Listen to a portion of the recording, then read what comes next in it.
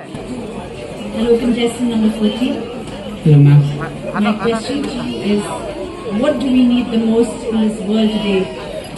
The most important thing that we need in this world is to believe in ourselves.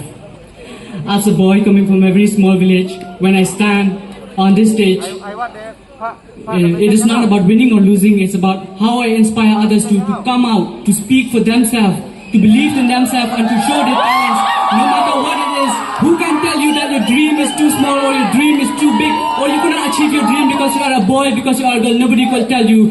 If you believe in yourself, the world will believe in you. Thank you.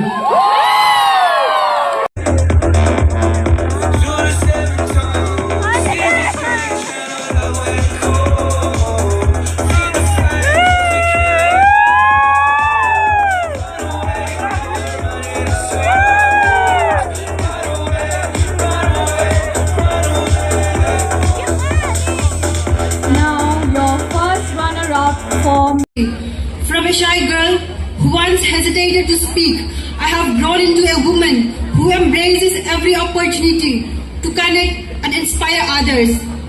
Life has thrown many challenges in my way, but I have never given up. My story is one of a transformation, and my mission is to inspire others to embrace their journey with courage.